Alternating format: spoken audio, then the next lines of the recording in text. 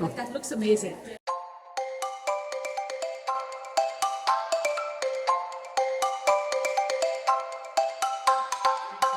I think I better go do this now. Bye, guys. Yeah.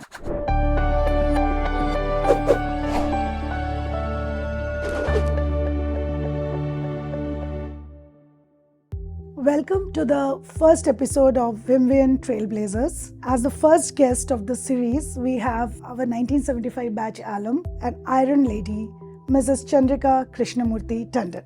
Chandrika is a globally recognized business leader, philanthropist, and a Grammy Award-winning artist with a distinguished career spanning across global finance and consulting. She was the first Indian American partner in McKinsey & Company and who founded the Tandon Capital Associates, which advised leading institutions, leading banks in the United States and literally made many banks turn around. Chandrika is deeply committed to advancing education and emotional health through her philanthropic activities, and she has been a part of institution building in US and in India. She is the brain and the force behind establishment of Krishnamurthy Tandon School of Artificial Intelligence in IIMA Ahmedabad. So Chandrika, a warm welcome to the show by IIMA Ahmedabad Endowment Fund. On behalf of our board and the entire endowment team, I'm very excited to dive deep into your journey. It just sounds amazing. Thank you so much. Great to be here. I will start my first question with something that we were chatting about the other day, about social impact. And then I was telling you how people are told in social impact that if you're going to social impact, you're ruining your life. And you told me you were told at the age of 17 that you are ruining your life by not getting married. How did you mitigate that challenge? How did you find your way to IIM Ahmedabad? Like from that 17-year-old girl who was told that you're ruining your life. I wasn't told I had to get married when I was 17. I was told I had to get married when I was 3. Oh. So that was my life. Essentially, I grew up, my earliest memories were growing up with my mother building my trousseau. I was the oldest daughter, and it was a burden to have a daughter at that time. And, you know, in a very traditional Indian family, you can't blame them. That's what they were used to. Right. So there was an expectation that the only way that my mother's responsibility was to get me married to somebody honorable, and that I would uphold the tradition of the family.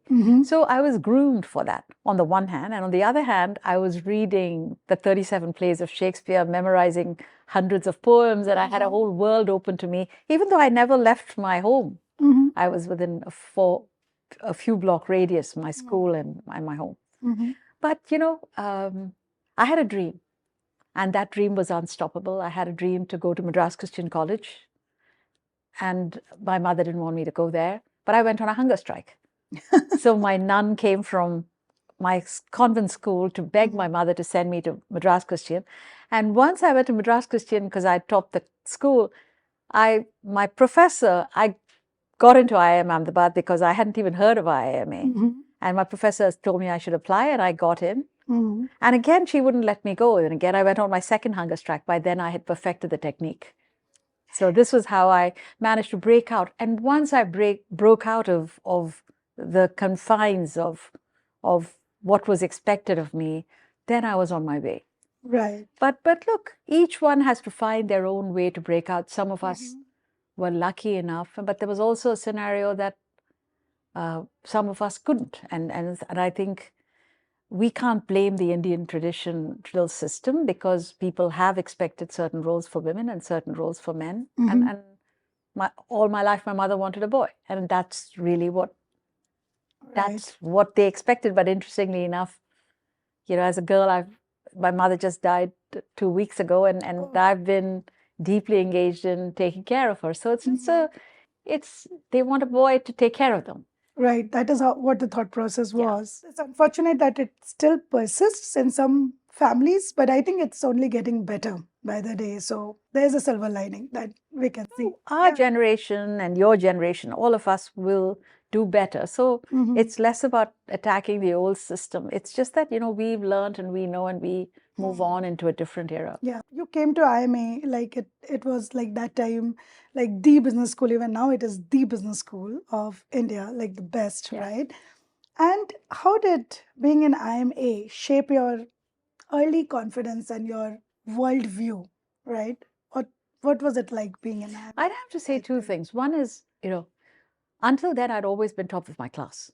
And I came into IIMA as probably one of the youngest in the class, straight out of a 3-year degree. I was barely 18 when I came here. So I was very young. I hadn't gone outside my house or outside the town of Chennai. So and I knew no math because I'd stopped math at about 8th grade, and the expectation was that you would be able to do calculus and differentiation and integration. I didn't even know what it was. So I walked into my MSM class, absolutely got my first D. It's a complete takedown of everything you believed in yourself. And so you had to reimagine who you were. You had to come out from under. It was the first time I felt like I had failed in my life. And that's a very difficult feeling. Right. But then you find that you didn't really fail, because what you did is you found the depths of where you went to, and then you were able to get yourself back up. And of course, I've got to compliment my amazing classmates, all of these toppers from IITs who are all my classmates. They, of course, had my hand every second of the way. So late at night, they would be trying to teach me cosines and integration and so on. And so somehow I survived the difficult classes and managed to get it through. But it was a phenomenal experience. It was, I wouldn't say it shaped my worldview, because IIMA was about building discipline. It was about building excellence. It's about academic excellence. That's what I learned at IIMA. Right. And it's about collaboration and teamwork. How do you work together as a group to solve a problem, whatever it is? And that's basically what you end up in when you go into a company. Right. And so IIMA was an object lesson in being able to do that. We had phenomenal, and you worked with different teams over the 2 years. And I think the summer jobs were also great experiences in the course of the 2 years. I do want to say something. Some of the professors that were there at IIMA reshaped my life completely. Professor Bhattacharya was my mentor. The reason I really went to McKinsey was because of Professor Bhattacharya, Professor Mohan Kaul, Professor Samrani, many of these people who basically gave me windows into different things, introduced me to Chekhov, introduced me to lots of things, outside. So I think that was beautiful about the IIMA experience. Dr. Rangarajan, those were my professors at that time. Right. So, like, if you want to revisit the fondest memory of your time, right? I know there would be many, but that one thing that you do recall every now and then, if there is one, what would that be from the campus? It's going to sound sort of inconsistent with IIMA, but my fondest memory of IIMA is that every night we had a room called the DJ. I don't know if it's still there. It's a DJ was the music room, which had about 50 albums and a turntable. And that would be used by the whole class with two mattresses on either side. The whole school would use it. At midnight, most people would really go off to do their work, and I was waiting for that moment. So from midnight to about 3 a.m., I would have the room all to myself, and I would play certain albums I liked on continuous repeat. And so this is my deepest, happiest memory of IIMA. Every night, I would be listening to the same song or whatever song I picked. And I would hear it 50 times, 100 times. It was how insane I was. In fact, my yearbook entry was, "She killed us all softly with her song," because I would play the song loud enough that the surrounding dorms would hear this. So this is my fondest memory of IIMA, because I did it every night. That's lovely. So, when did music come into your life? It came very early. For me, music was just, I sang before I could speak. I came from a very simple family, and I had a lot of jobs. I don't remember what jobs I did. I can tell you what song I sang. So I just sang. I mean, I walked to school singing. When I hear an air conditioner, I'm making a tune. When I hear the sound of thunder, I'm making a tune. It's the way my mind works. But then I've gone into the business world. I've gone into the academic world. And in fact, sometimes my clients would say to me, Chandrika, are you humming under your breath? And I would be. It's just my mind works like that. Yeah, I mean, I had some lessons when I was in Chennai, but a lot of people do. That wasn't it. So I had that, but then I went into a whole other world. Right. And so I brought in music sporadically and sort of it. And then later on, about 27 years ago, I made it an intentional decision that I was going to focus on music as a much more integral part of my life. And that was what my journey with music began. I reconnected with music more completely. Before diving deeper into your career choices and your musical journey, because I would love to touch on it, given that you have done so many things and you have accomplished, so well in all of those, whether it is business world, whether it is music, and finding that balance, right? Which a lot of people, because one of the ideas is that alums and the younger alums who are coming in, they should learn from these podcasts, right? Kind of challenges they face. Like a lot of time people also let go of their talent, their hobbies, thinking that we can't manage both of them together, right? So one of the things I wanted to ask you is that it's definitely a lot of work to manage a family, work, and then music, right? And to the point where you go ahead and excel in all of that, right? How did you do that? Like, how did you excel in every of these aspects? Look, I didn't choose to excel in anything. I just chose to follow my passion and to do it very well. And I wasn't trying to get anywhere. When I went to music, I didn't even know what a Grammy was. So I wasn't trying to win a Grammy. I didn't do music for that. I did music because music makes me so happy. Music just is what energizes me. When I went to work for McKinsey or Citibank, or when I came to IIMA Ahmedabad, I loved the work. I loved what I did at McKinsey. It was very hard work, but I learned so much. Every day I learned. I worked with amazing people. To this day, they are my friends.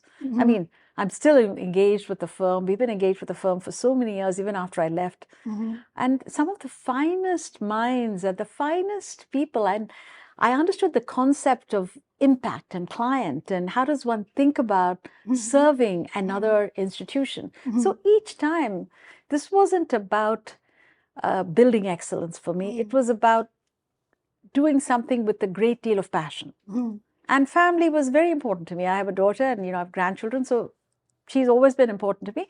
But this concept of balance to me is a little bit overrated. You can't keep worrying about balance all the time because on any single day you don't have balance. But all you can do is that in periodically you can review your life and you could review the time you've spent and ask yourself how you should be focusing your time, whether you're doing it in the right way, and just say, does this fit your priorities? We don't do that. Very often we have two things happening. One is we are all doing accidental living. Somebody shows up, that they drain your time. Someone else comes up. I mean, I used to find myself before, 1,000 people would ask you either for something that you want done, some random thing, somebody wants you to go to a party. Before you know it, the day is gone. The most precious commodity we have is time. Right. So for me, I would say the biggest shift in my life is that I went from accidental to intentional living. And when I went to intentional living, I manage my life with my calendar. I'm fanatic.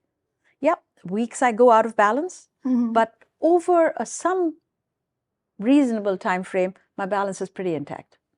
And you can't have it all the time. Right. How can you be the top executive and say, hey, I will not travel at all? Right. Or, yeah, the days of Zoom, you can do more of that, but my time, forget it. We didn't even have a mommy track until I was the first woman to get pregnant in McKinsey. And I was definitely the first partner to be pregnant at McKinsey, and nobody had ever seen a pregnant woman at the senior level. So I was walking around, talking about, I wasn't feeling well sometimes. But, you have to figure out how to make it work. I couldn't take off 8 months because I was pregnant. It just doesn't work like that. If I wanted to be in the professional space. So you do the best you can, so you can have it. You can't have it all the time. You can't have all the time. You can have all some of the time and some all of the time. So you have to figure out what that sum is at different times.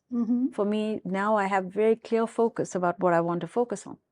And my time is clearly allocated to that. And I ruthlessly take out the rest. Right. Otherwise, I can't live.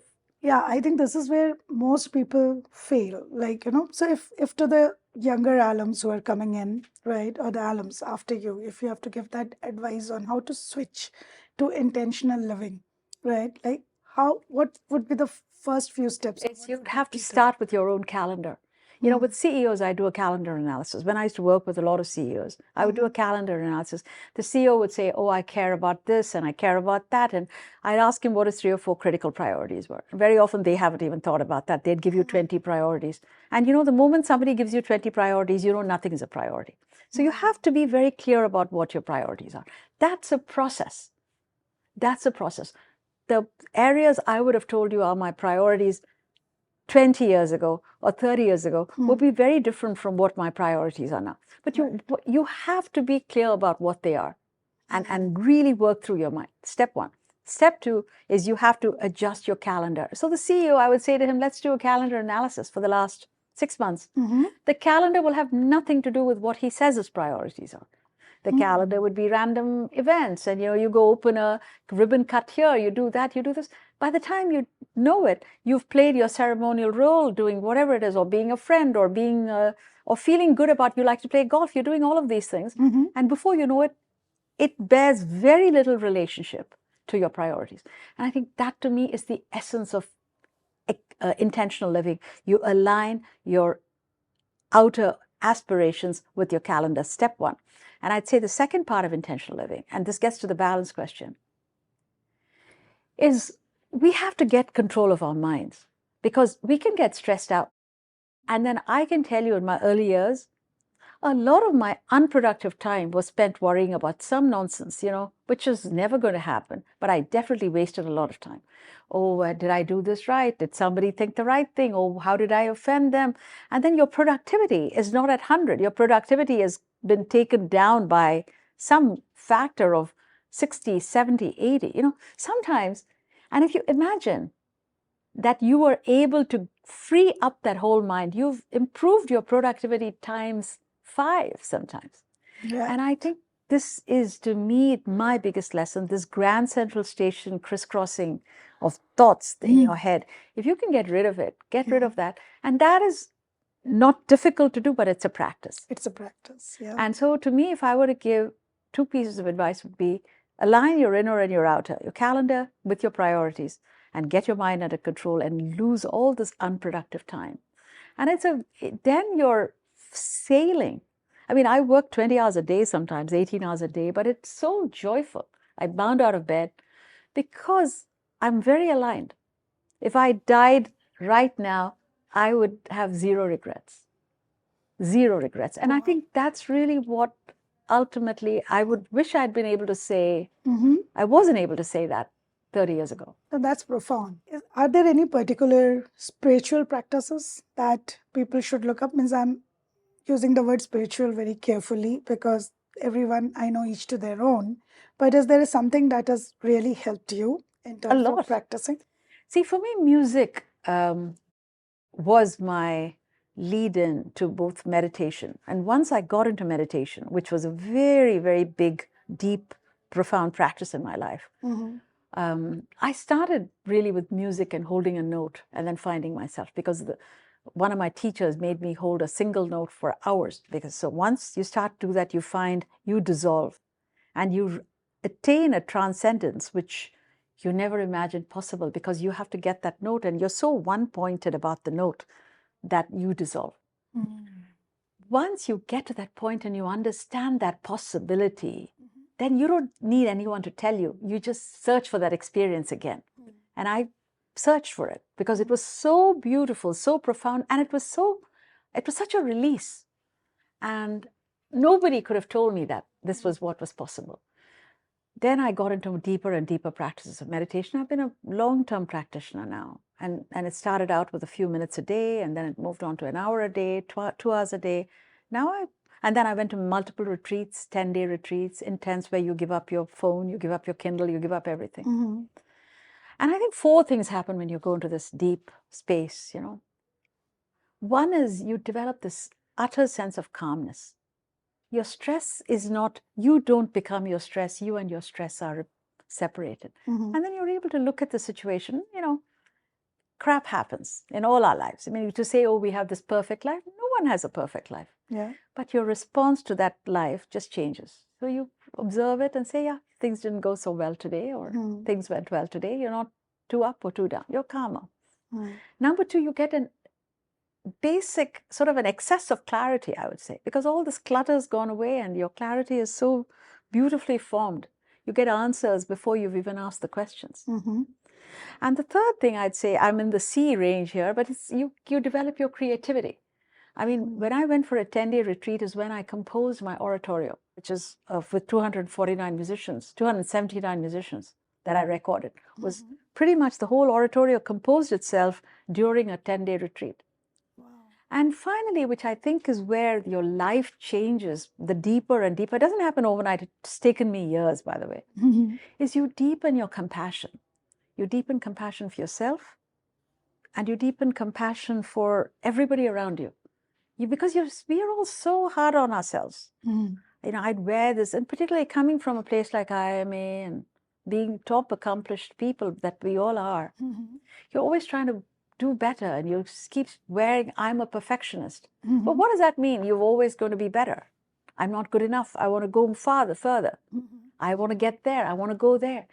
And now my mantra is, I don't even call myself a perfectionist. I just look at myself and say, I am perfection. At this moment, I'm doing my best. Every moment we are all perfection. We don't get up to start the day and say, let me do my crappy stuff. You walk and say, I'm going to do my best anyway. But then we beat ourselves up. Oh God, I could have spoken better. I could have said this better. And then we waste a lot of negative energy. And that's all of that's gone. I would say I wouldn't say 100% gone, but it's what, 98% gone. I still have moments when I do it, but it's so limited that when I have it, it's a little bit like having a sore in your body. I now feel it when I have it. I have to shed it. And I shed people that make me feel that way. I don't really interact because it's too much of a sap on my energy. We come from India. We are here at IIMA in Ahmedabad. We're in biological lottery, really. We were born in this country, which gave sages, which gave the practice of meditation, which gave the practice of inquiry, which gave all of these practices to the world. The whole world is talking about well-being and human flourishing. And we have such a wealth of knowledge and practices and techniques and teachers to draw from. I mean, if I were living in India, I would be absorbing this so much more. There's an osmosis factor, but we don't pay attention to it. We don't. Because we are so wrapped up. We either have strong feelings for or against all this based on the rituals that overtake the spirituality. So I'm not here to tell you what you should do. I am here to tell you, experience for yourself the practice of inner stillness, whatever rocks your boat. You cannot be a leader of people and carry people across the water as a boat if your boat is all full of holes. That's all I will say. Right. Oh, that's a very interesting example, actually. In India, like I see this, that we are in the land of sages, we are in the land of spirituality. But people, because I think also what is very close to you, you tend to take that for granted. And that's happening. And ritualism has increased, but real peace, most of the people are not even thinking about it. Some of our Sanskrit texts, the music has got me, the music I've been doing is really around healing. And all of the work, the Grammy was won for music around healing and mantras. So the Vedic texts and the Upanishads and and by the way, this is true of the mystical religions, whether it's Christianity or whether it's, the De Profundis, it's the same idea where we have such beautiful statements about who we are. Right. And such beautiful affirmations, which we can use whenever we're in doubt. It carries you through because you can live on borrowed belief while you're struggling and then catch up with it. till your mind catches up. And I think that is available to us. But again, the texts and the mantras and all are, again, relegated to the pundits. And we don't even understand what they're saying or what they're doing. Occasionally we go and feel good about it and then leave. But if we just pull a few pieces out and learn and internalize it, I think it's very life-changing. I still use it. I keep, before when I didn't memorize them, I would have little cards written out with very simple translations of what they meant. Because they are such profound messages about yourself. That's from the Gita? From multiple sources, from different Upanishads, different verses. We don't have to study millions of codes of text, but there's a few verses which are the Shanti mantras, but the Purnamadha, Purnamidham, which talks of your abundance, or the Gayatri mantra, which says, let me shine as bright as a billion suns. Who wouldn't want to shine as bright? Correct. And this is not a topic we speak about in business schools. This is not a topic this was never kosher. We never taught people to manage their mind. We teach them to read and write. And I think this is the era. In the era of artificial intelligence, machines can do everything faster. Machines have got domain knowledge. We have to figure out how to be wholly human. And becoming wholly human is becoming a lot more centered. And you can't be human. You can't have a moral compass if you're so messed up inside and stressed out inside, because then there's going to be more areas of gray, and you need a very strong center to be able to really figure out black and white and be straight when the rug is pulled out from under you. We're going to be in continuous beta mode because companies are going to change, and the companies are going to change overnight. They're not going to change. They're not going to give you lots of warning and say, oh, in 5.5 years, I will be changing the business system. Things are going to happen, an app's going to come and wipe out what's going to happen. Somebody told me the other day, this was a very senior guy in the US, told me that he can run $100 million company with one person. His revenues are $100 million. He had something like 78 people running the company before. Wonder what's going to happen to the 77, That's not going to happen. Certainly it's not going to happen in 10 years. He can't afford the economics. It's days. Right? And as a leader, he's got to think about how he deals with those people. And the 78, 77 people are going to have to think about what does it mean for their lives. It's a sort of a tectonic plates are shifting. Right. So how do you manage that? And you might go to the next place and that's going to shift again. So we are in a continuous shifting environment. So if it's like Chinese baseball, right? If the bases are changing, you can't change with it. Then everything is a complete football. You're playing it every second. You can't do that. Right. So something has to hold still. You have to be able to navigate these waters and watch and be human and lead your people and lead yourself through it. So we will come back to your career journey. We'll come to that because so far we have discussed a lot of amazing stuff. Spirituality is something that I think this world needs right now. So it's great to hear about that.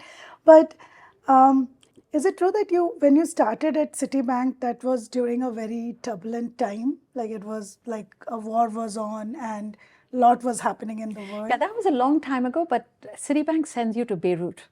As the first location, because the training program for Citibank was in Beirut.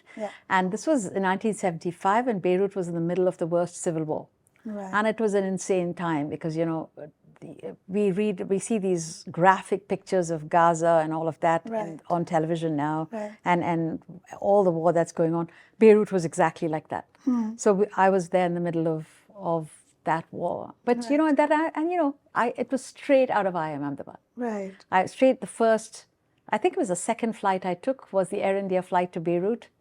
And I ended up working for Citibank there and I lived there for 5 months. In fact, our flight to leave Beirut was one of the last flights to leave. They shut the airport down, the country got shut down. It was a very dangerous period. We would drive to work in the morning, and in the evening, the streets would be burning on either side. So what would that young Chandrika tell herself, like in middle of that war, working in Beirut, right? So much of uncertainty.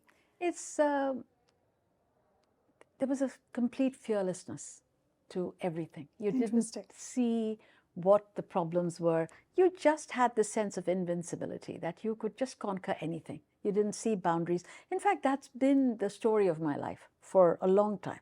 In fact, even now, when every step I've taken was never, I don't start thinking about what the problems are. In fact, even now with Beirut, if you ask me my greatest memory of Beirut, it wouldn't be the war. My two greatest memories of Beirut was the first time I saw the mountains and the sea come together in the most beautiful way that I've ever seen. Beirut is an exquisitely beautiful city. So that to me was the first time I went abroad. So I saw a window, I saw a world I had never seen. So that's my great memory of Beirut. And the other thing for me was at Citibank, out of the 5-month course, there's a 5 or 6 week course called the Bourse, which is you're in a foreign exchange trading game. Okay. And I won the game by a big margin. And that was a very exciting live market simulation game that the whole class plays, or the whole Citibank class plays from around the world, whoever was there at this training. And that was a very complicated, exciting game that you played. So I remember the excitement of trading multiple currencies and multiple placements and the financial angles of that. So to me, that was a memory. And we were, if you ask me, those would be my strong memories of Beirut. And in fact, they had me stay an extra 2 weeks after the course finished to be able to do more. We just did, I just worked on trading. So when they made you stay 2 extra weeks, like it was just with, they changed the program a little bit because my trading was good, and the Bernie Bernays, the trader, had me be his assistant for a period of time because I just naturally loved trading. And it was I learned a skill which I didn't know I had. So to me, that was an exciting part of Beirut. So I didn't think of the challenges. And this was true later on in New York as well. There were a lot of crazy situations because I went to New York without anything. I went with Mrs. Bhattacharya's big coat into the worst blizzard of New York, wearing a thin silk sari and open slippers.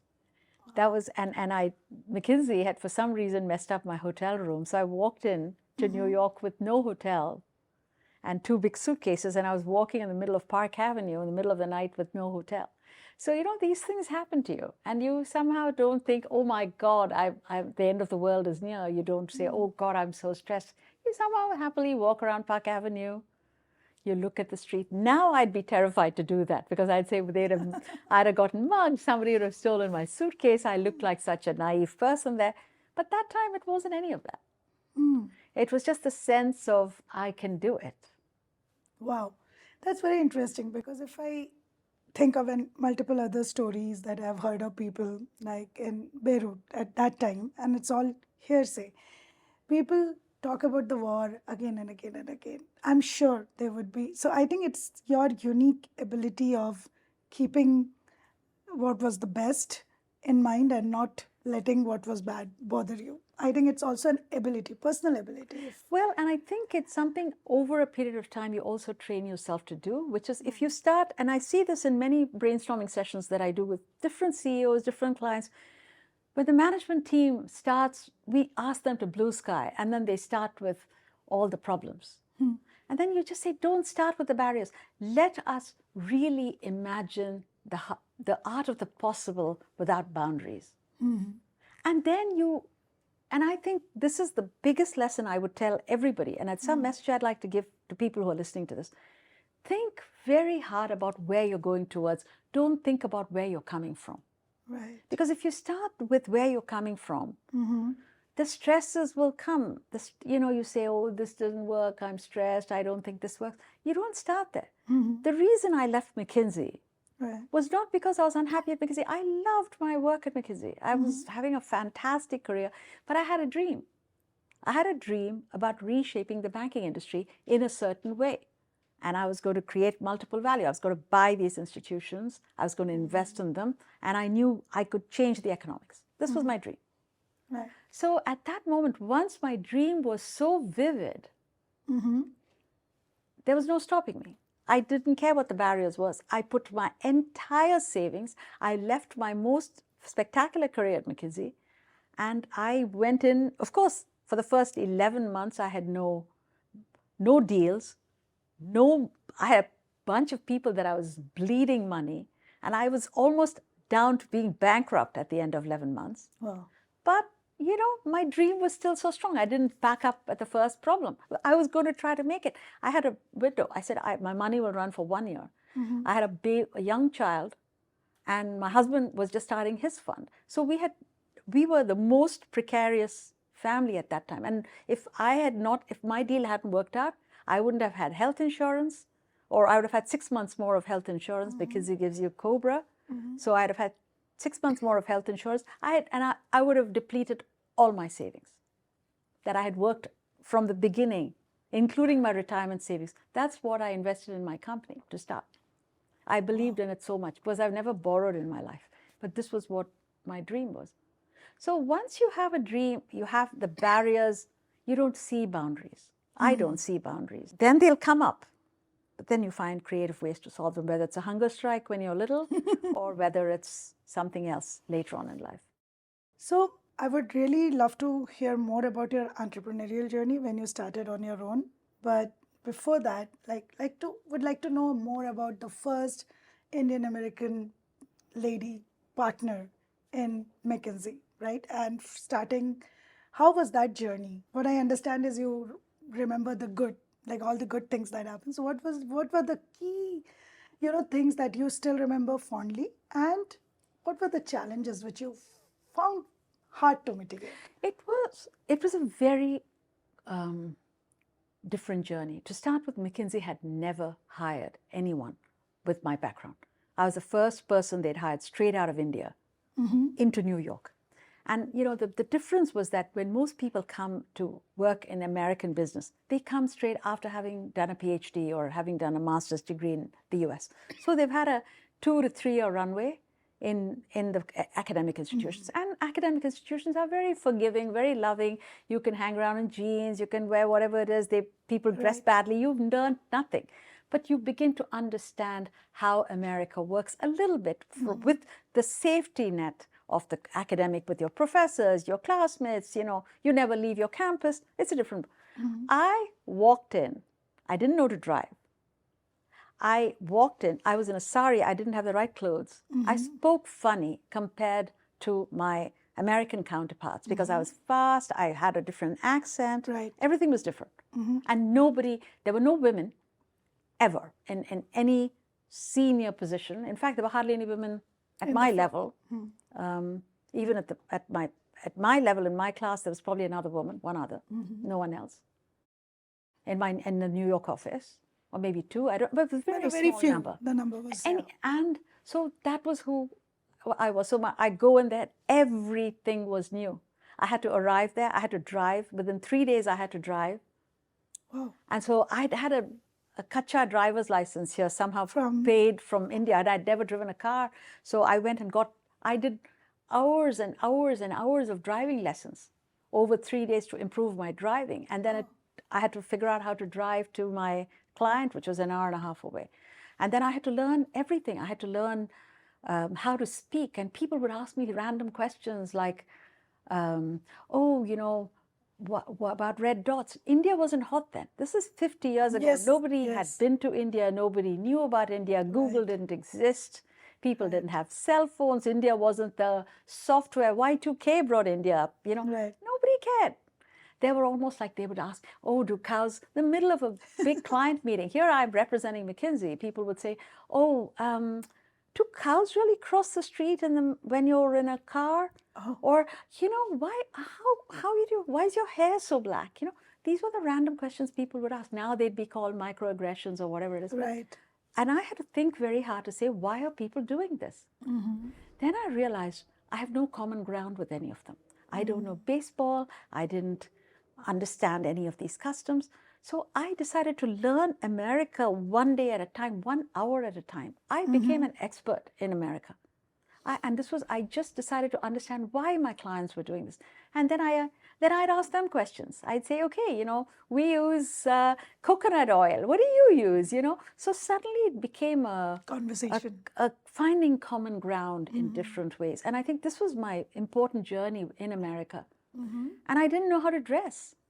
And so my clients, who was my most stylish client, a senior lady who was in one of my clients, I said, I love the way you dress, but I could never dress like you. And then she came to New York for 2 days, and she took me shopping. And remember, until then, I had bought $4 Kmart shirts. I was still translating rupees. I'd been in America all of a few months. I didn't know the difference between summer suits and winter suits. There's so much I didn't know. I just went and bought the cheapest suit I could find. So in the middle of the hottest summer, I was wearing the thickest winter suit and it was in brown. And in American business, in the banking industry, which is what I was working with, nobody wore brown. Nobody had ever seen brown, I think. They all wore gray and navy, and that's what the colors were. So I stood out like a sore thumb. But then she took me shopping over 2 days, and for the first time, I bought a $400 suit. I'll never forget this feeling of just guilt. How could I spend this kind of money on these clothes? But I had to rework myself and understand how I wanted to fit in. Nobody asked me. McKinsey never once said, are you going to change your clothes? Nobody ever told me what to do. And then McKinsey gave me classes in communication dynamics. So McKinsey is a fantastic training ground. They do this for everyone, all the associates. And in our time, there were a lot of training classes that we attended to speak, to write, to present ourselves. And my first horrible moment was seeing myself on television. Why so? Because, they make you go through a case, they make you present to a client, and she's videotaping you in a session to give you feedback. She didn't need to give me any feedback. All I had to do was look at myself.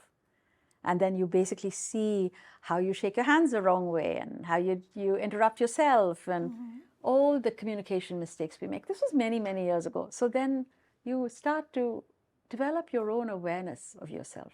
And then you get better. Some things you do better, some things is part of your style. Right. And you accept it. You accept it. So it was a complete journey of on-ramping into a very different country, a very different environment, and making it my own. That was a lot of work. Yes. And a lot of patience. And a lot of excitement. Excitement. And I want to express the joy because they are some of my greatest friends to this day. I really have a deep community in America. We would really like to know about your post-McKinsey, the life that you built, right, that we were talking about, a little while back, right? We have a lot of alums here, women entrepreneurs.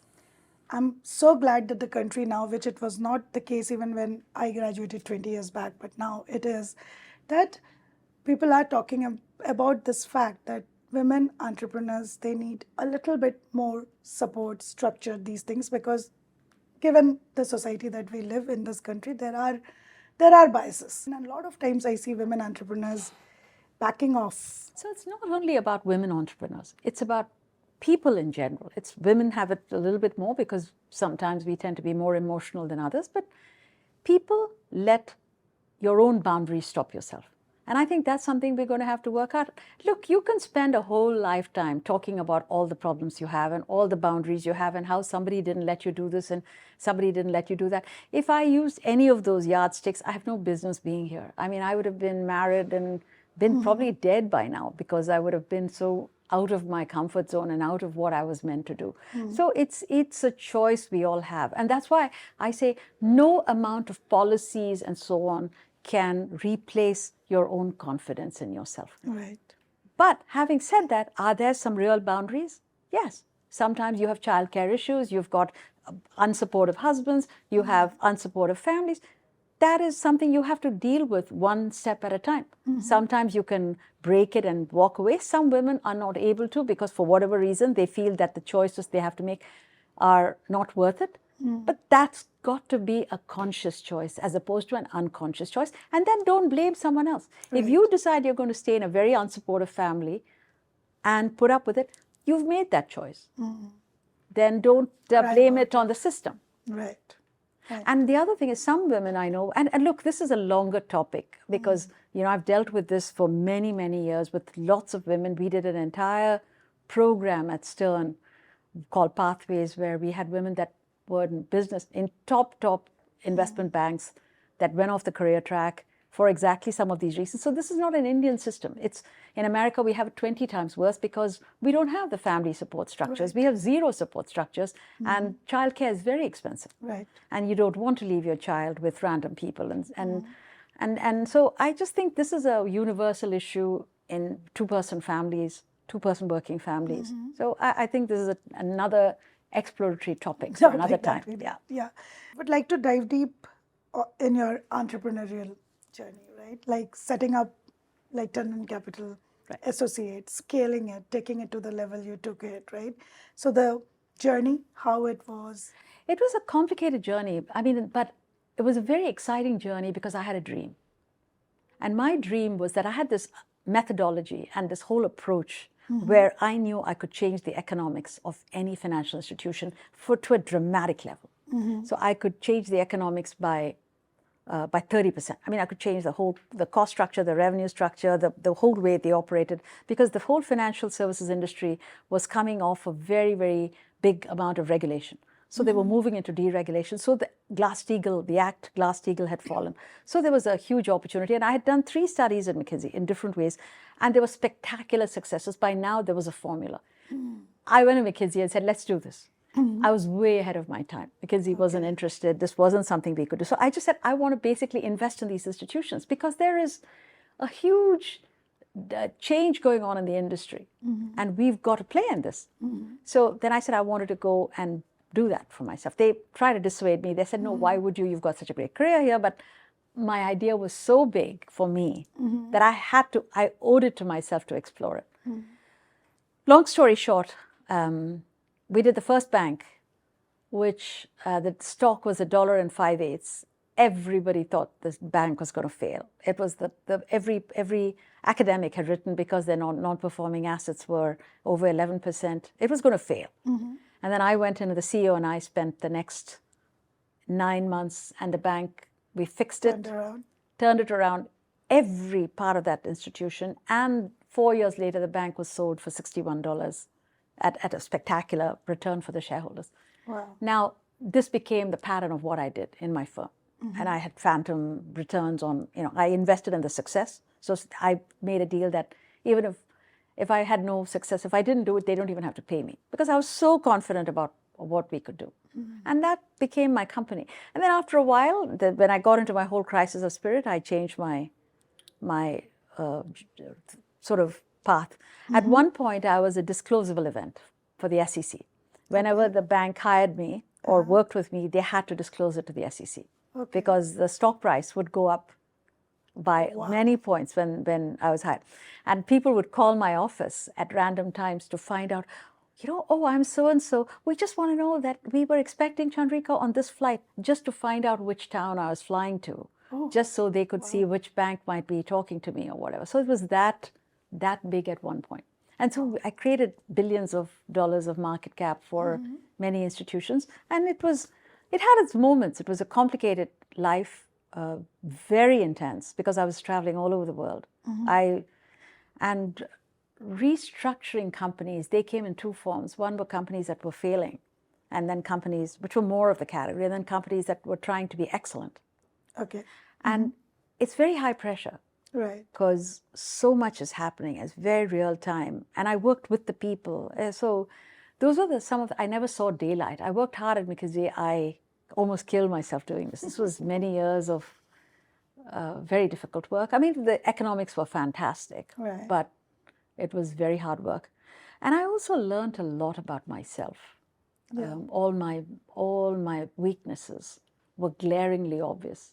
My own insecurities, things I would advise CEOs on, but I never completely understood myself about myself. Rules that, when you trust and when you trust in the wrong way, when you don't get agreements from people. I had the sense that, it's all, the word is good enough, but it doesn't work like that. Real life, it's better to be clear and anticipate problems and get everything together. So I learned a lot. I learned to drive a U-Haul truck. So I learned a lot of things. I learned how to go and I was a partner at McKinsey with God knows what all I had at that time, associates to do this. And when I left, I had seven studies under me, 7 partners or 10 partners working for me on 7 studies. So it was a gigantic team. And then I went to being one person with 6 associates that I was paying and draining money. And every day I was looking at my bank account. Balance. Yeah. And it was a very different, I never thought about money. And this was suddenly, I was letting my whole family down. And that was very tough. How would what would happen if my daughter fell sick? It was that sort of anxiety. Right. Now that you look back, like, how does it feel? Like, given what you have created, the magnitude of it? It's, I don't really look back. It was a part of my life. It's part of the journey, and it worked. I learned a lot of things, and I was able to accumulate a lot of wealth out of it. And I just think that helped me move forward and do other things in my life. And I think that's the way I look at it. I look at a lot of these as enablers for every stage in your life. And I learned a lot about helping people set up institutions. And since then, I've helped many people set up many institutions. Yeah. And all the lessons I learned, I'm able to bring back. In fact, at the business school that I've set up in Chennai at the Madras Christian College, the Boyd Tandon School of Business, I've insisted that every student there starts a company as a 5-credit course. Just as a rule. You know, the reason is because you learn so much about yourself starting a company that you will never learn otherwise. Yeah. You learn about all different challenges that a CEO faces in a microcosm. You feel it. And of course, 90% of the companies won't succeed, and that's okay. Success and failure both teach you equally or more. And interestingly, though, the kids, we have 17 patents, but again, most of them won't show up, won't succeed. But that's okay. This is success, the fact that they've learned. They have learned. Yeah. And that to me was my own view as well. Because I didn't start the company with I had 0 financial goals. Wow. My goals, I never had a P&L forecast. That's how stupid I was. My entire goal was a dream. I had this vision of how I was going to reshape the banking industry, and I was so passionate about that dream. So each time it was a dream that drove me. It was a dream that drove me to Madras Christian College, to IIMA, to McKinsey, and to my company, and then later on when I went to music. Wow. And everything else that I created in my life. So this entrepreneurial journey, what did it enable? Like, if we look at that as an enabler, it enabled the next stage? Well, it didn't, as I say, it gave me a whole set of experiences. It gave me a cushion. It gave me an entire experience base. And the next stage of my journey was in the height of my entrepreneurial journey. I was on a flight back, signing probably the next biggest deal of my career. And on the flight back, I started to cry. And by the way, people that know me will know I'm just not a crier. I don't cry. I mean, even when I was little, I wouldn't cry. And I think I said to myself, I don't know. It wasn't sorrow. I wasn't upset. Why? What's going on? And that's when I couldn't sign the deal, which was such a big deal because it would have turned my company into the next level.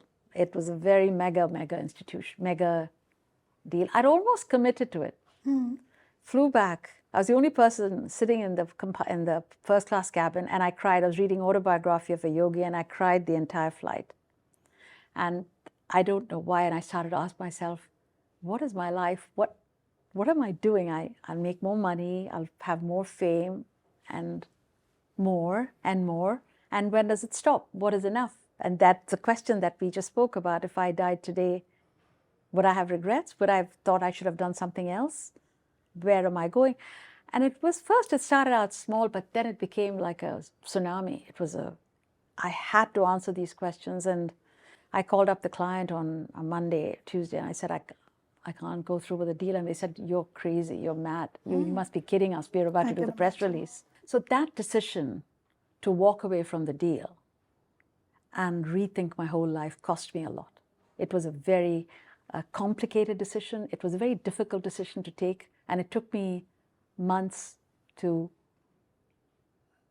really realign my entire life around what I wanted to do, what my aspirations were. I had to think about my aspirations, and I had to realign my external calendar to suit those aspirations. And it was a trial and error. I had a young family, and this is where I started to think about what can I do. And I wanted to do music. And I couldn't do it easily because I had a family. I couldn't pack up and move to a teacher somewhere. Nobody wants to take an older woman. They've taken people when they're 4, and I was not 4. And so I was trying to do music with, and I was good enough that I only wanted to work with the masters. I didn't want to just do random teachers. And there weren't any teachers in New York. So I became a music beggar. Truly, I went and found a teacher at Wesleyan University, a phenomenal teacher, one of the Carnatic music teachers. And I would do classes, and this is where I tell you managing a calendar and my sort of my McKinsey discipline, IIMA discipline, whatever you call it. My baby would wake up at 10:30 or 11. That was her normal schedule of waking up. She was a late waker, thank God. Every Saturday, I would be working all week, flights. Saturday morning, I begged this man who would barely wake up in the morning. I begged him and said, please. And he knew I was a good singer. I said, please, would you give me a class at 6 a.m. in the morning? So every Saturday, 6 a.m. to 8 a.m., he would give me a class. That was 2 hours away from Manhattan. So at 3:30, 3:45, I would leave home and drive to my class, practicing the whole way in the car. I had cassettes, big cassettes that I would put in the car and practice. Because you could not go into the class because he would cancel the class. Yeah. And he'd done that once before. So I would practice, and I would have practiced the whole week. All the plane rides, I would be practicing with my Walkman. And I would go to the class, finish 6 to 8. I begged him for a 2-hour class, and 8 o'clock I would literally rush in my car and be back, and I'd be home by 10:15, stopping for a muffin in between. This became my Saturday routine for a year and a half. I did this every Saturday. That's how insane. And then I'd just be back in time to wake up my daughter. This was kind of my balancing routine. I never got any sleep. Even I'd be de-icing my car at 2 in the morning or 2:30 in the morning because it would take me an hour to de-ice the car because I'd parked my car outside in the street to get to Connecticut. Wow. So that's how discipline, when I talk of balance, this is what it took. Begging him, getting up every Saturday. Saturday was the day, I didn't exactly have an easy week. Right. I still do it, When I have performance, when I'm in performance mode, which I am most of the time, I do Zoom classes at 10 o'clock or 11 o'clock at night with my teacher in India. Okay. And all I do is practice scales with him, just so I can keep my sur and my voice in shape. So you have to figure out when, how you make it happen. That's like... It sounds insane in a way. I think, no, not insane. I think it's phenomenal because I think this is where most people fail, including me and a lot of people I know, like maintaining that discipline. You start, but maintaining that... And maintaining is very hard for me too. Yeah. It's hard for me too. That's, but you have to keep remembering what it is you promised yourself you were going to do. Yeah. That is the thing. What is that you promised yourself? And I think it's no one else's promise. It's your own promise to yourself. And that's the most powerful motivator. You're so right about it. Yes.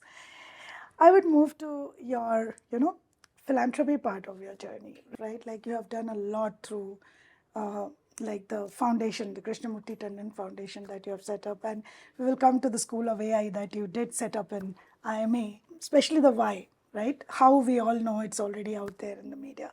So, but before that, the giving philosophy, when you created your giving philosophy, that what you would like invest in terms of giving, right? What was the thought process? Was there anything particular in your mind that this is what I want to do? Because I can see a lot of institution building in your giving philosophy, right? So what was the thought process behind that? What did drive it? So let me just start with why I started giving. And this was not to build institutions. That's not where I started. As I said, this is a whole journey. I started with the music. The music created stillness. And the more I got into stillness, I really started to develop this sense of deep love and compassion for myself and for the world. And I just said, why was I put on this world? I really asked myself this question. And I said, my purpose was I want to make whatever corner of the planet I can, make it better. and not just be so obsessed with myself, my family, my own little circle. I have to have a purpose which is higher than myself. That was my opening starting point. Nothing about giving. Look, all of us have time, talent, and treasure. So we can decide what we are going to do. I had two things to give. I had my business skills, and I knew a lot about music. So those two things were quite big in my life.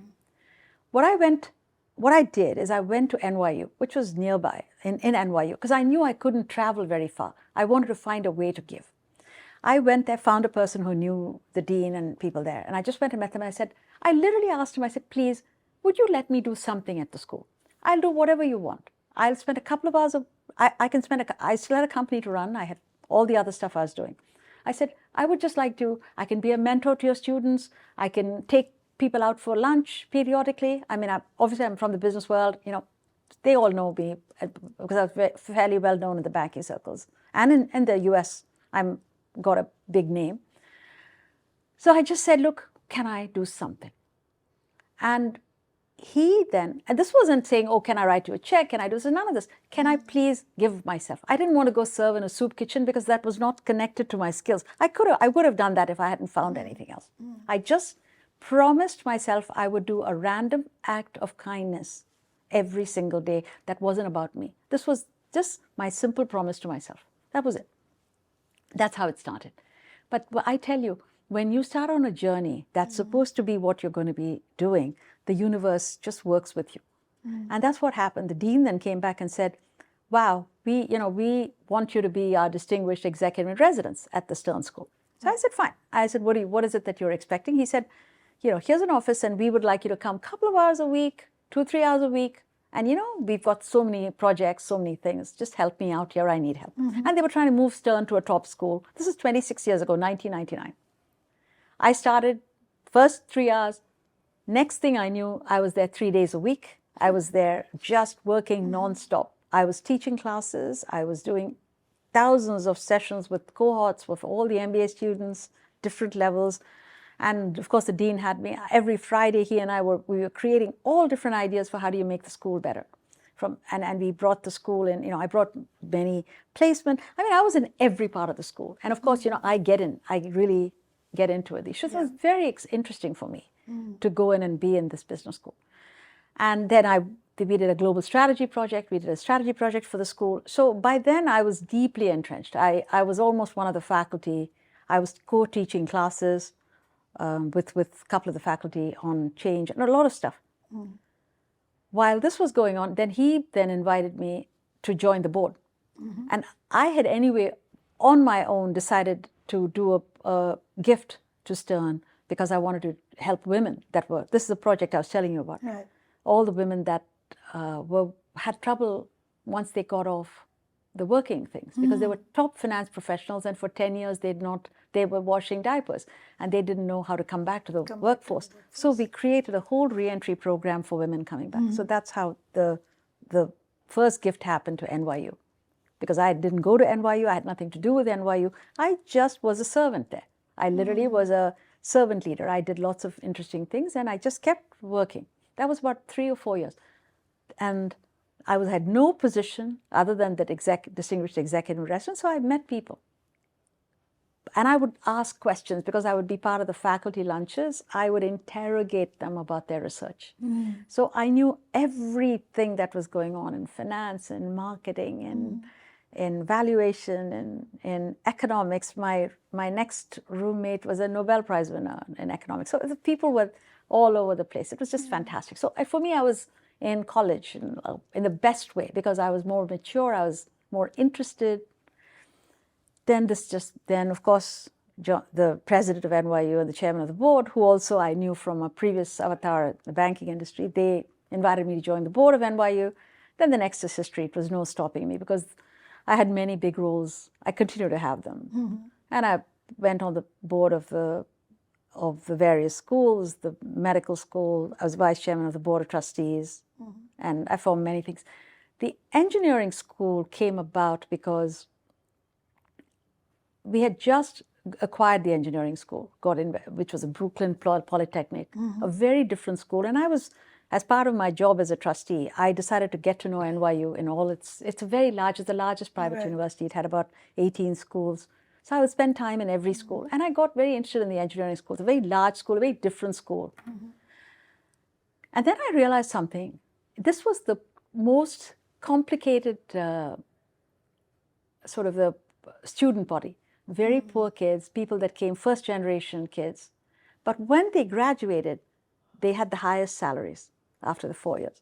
So I said, wow, what an economic return we can give. And technology is taking over the whole world, because at that time, this was 2015.